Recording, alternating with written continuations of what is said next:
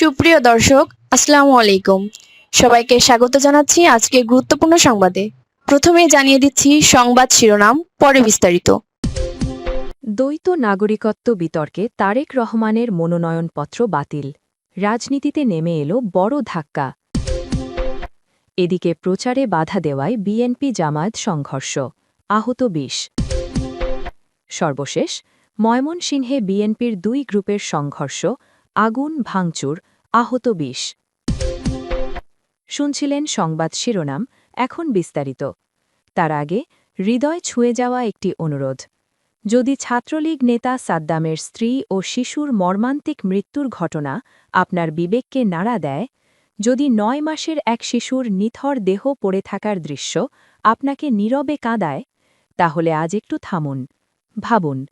ওরা কেউ রাজনীতির অংশ ছিল না, কেউ কোনো অপরাধের অভিযুক্ত ছিল না, তবু সবচেয়ে বড় মূল্যটা দিতে হলো তাদেরই। নীরব থাকবেন না, কমেন্টে শুধু লিখুন, মা ও শিশুর মৃত্যুর সঠিক বিচার চাই।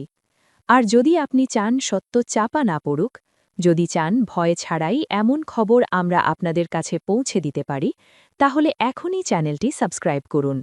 সাবস্ক্রাইব মানে শুধু একটি বাটন চাপা নয়, এটি অন্যায়ের বিরুদ্ধে সত্যের পাশে দাঁড়ানোর অঙ্গীকার। চলুন নীরব না থেকে বিস্তারিত জেনে নিই। দ্বৈত নাগরিকত্ব বিতর্কে তারেক রহমানের মনোনয়নপত্র বাতিল। রাজনীতিতে নেমে এলো বড় ধাক্কা। দেশের রাজনীতিতে যেন এক মুহূর্তে নেমে এসেছে বজ্রপাত। নির্বাচন কমিশনের একটি সিদ্ধান্ত ঘিরে তোলপাড় পুরো রাজনৈতিক অঙ্গন। কাল্পনিক এই পরিস্থিতিতে ধরা যাক, দ্বৈত নাগরিকত্ব সংক্রান্ত অভিযোগে বিএনপির ভারপ্রাপ্ত চেয়ারম্যান তারেক রহমানের মনোনয়নপত্র বাতিল ঘোষণা করা হয়েছে। মুহূর্তের মধ্যেই বিষয়টি ছড়িয়ে পড়ে আগুনের মতো। নির্বাচন সংশ্লিষ্ট সূত্রের বরাতে বলা হয়, দাখিলকৃত কাগজপত্রে নাগরিকত্ব সংক্রান্ত তথ্য নিয়ে গুরুতর অসঙ্গতি পাওয়া গেছে। গণপ্রতিনিধিত্ব আদেশ এবং সংবিধানের ৬৬ অনুচ্ছেদের ব্যাখ্যা টেনে রিটার্নিং কর্মকর্তা জানান, কোনো ব্যক্তি যদি বিদেশি রাষ্ট্রের নাগরিকত্ব গ্রহণ করেন বা আনুগত্য প্রকাশ করেন, তবে তিনি সংসদ সদস্য হওয়ার যোগ্য নন। এই কাল্পনিক ঘোষণার পরপরই নয়াপল্টন থেকে শুরু করে জেলা উপজেলা পর্যায়ে বিএনপির নেতাকর্মীদের মধ্যে চরম উত্তেজনা ছড়িয়ে পড়ে। দলটির পক্ষ থেকে একে রাজনৈতিক চরিত্র হননের পরিকল্পিত চূড়ান্ত ধাপ হিসেবে আখ্যা দেওয়া হয়। বিএনপির শীর্ষ নেতারা দাবি করেন, তারেক রহমান রাজনৈতিক আশ্রয়ে অবস্থান করলেও তিনি কখনোই বাংলাদেশের নাগরিকত্ব ত্যাগ করেননি। তাদের ভাষায়, দ্বৈত নাগরিকত্ব ইস্যুটি উদ্দেশ্যপ্রণোদিতভাবে সামনে এনে নির্বাচনের আগেই প্রধান বিরোধী শক্তিকে মাঠের বাইরে রাখার নীল নকশা বাস্তবায়ন করা হচ্ছে।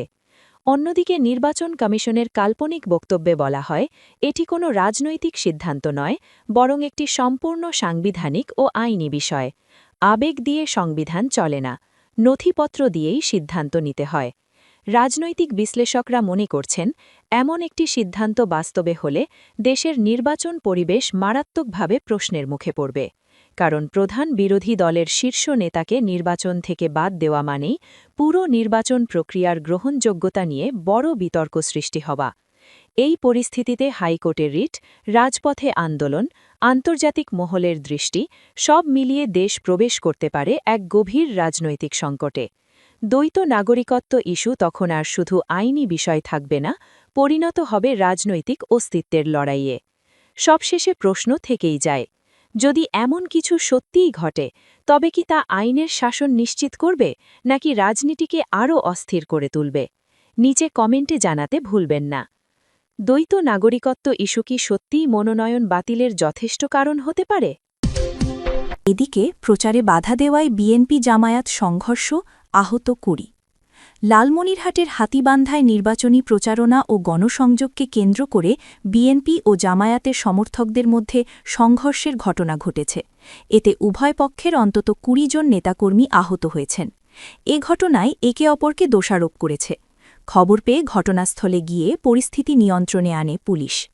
রবিবার ২৫ জানুয়ারি বিকালে উপজেলার টংভাঙা ইউনিয়নের ২ নম্বর ওয়ার্ডের কাশাইটারি এলাকায় এ ঘটনা ঘটে।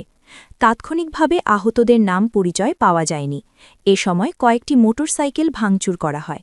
আহতদের হাতীবান্ধা উপজেলা স্বাস্থ্য কমপ্লেক্সে ভর্তি করা হয়েছে। পুলিশ, স্থানীয় ও দলীয় সূত্রে জানা গেছে, লালমনিরহাট ১, পাটগ্রাম ও হাতীবান্ধা আসনে বিএনপির ধানের শীষ প্রতীকের প্রার্থী হিসেবে প্রতিদ্বন্দ্বিতা করছেন দলটির কেন্দ্রীয় নির্বাহী কমিটির সদস্য হাসান রাজীব প্রধান। একই আসনে জামায়াতে ইসলামের দাড়িপাল্লা প্রতীকের প্রার্থী হিসেবে লড়ছেন দলটির কেন্দ্রীয় কমিটির শিল্প ও বাণিজ্য বিষয়ক ভাইস প্রেসিডেন্ট আনোয়ারুল ইসলাম রাজু। বিকালে ওই এলাকায় জামায়াতের নেতাকর্মীরা গণসংযোগে গেলে বিএনপির নেতাকর্মীরা বাধা দেন। এ নিয়ে বাগবিতণ্ডার এক পর্যায়ে সংঘর্ষে ২০ জন আহত হন। টংভামা ইউনিয়ন বিএনপির সদস্য সচিব আশরাফ আলী বাংলা ট্রিবিউনকে বলেন, বিএনপি জামায়াতের মধ্যে সংঘর্ষের খবর পেয়ে মীমাংসা করার জন্য ঘটনাস্থলে আসি।